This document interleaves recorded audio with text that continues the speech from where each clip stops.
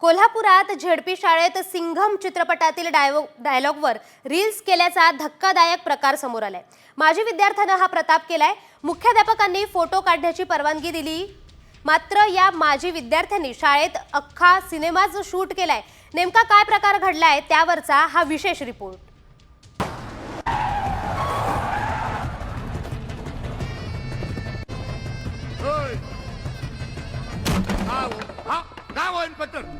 अरे जयकांत शिकरे, जरा दमानं।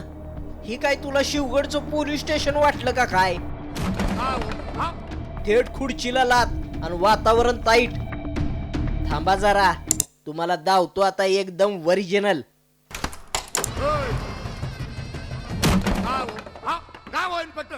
बाजीराव वो सब राउंड पे गए। बुलाना बुलाना उसको।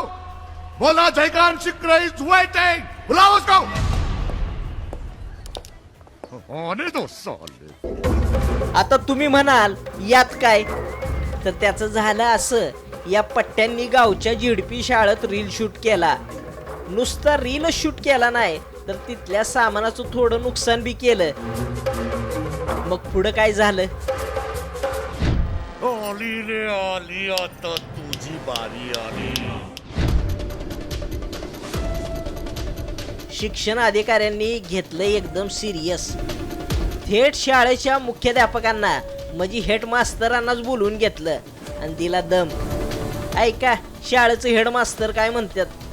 शिक्षक या भावनेचा आदर करण्याच्या ऐवजी अनादर जर करत असतील, तर अशा जे संबंधित कोण रील्स करणारे आहेत त्यांनी आपल्या मनाला विचारावं की आपण ज्या शाळेमध्ये मोठं शिक्षण घेतलं आणि मोठं झालो, या शाळेबद्दल आपल्याला असताना आदर किती ठेवायला पाहिजे, हे रील्स करणाऱ्या लोकांनीच ते समजून घ्यायला पाहिजे।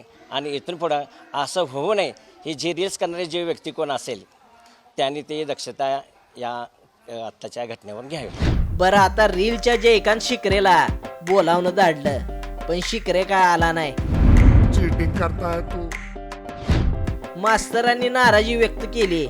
शेवटी शाळा एक मंदिर आहे आणि त्याचा असा वापर म्हणल्यावर काय म्हणावं। थोडक्यात काय, तर तुम्ही तुमची कला जपा, पण शाळेचं नुकसान कशाला? पटतंय का नाही जयकांत? कोल्हापूरवरनं रणजित माझगावकर, साम टीव्ही। ना वो इन्स्पेक्टर।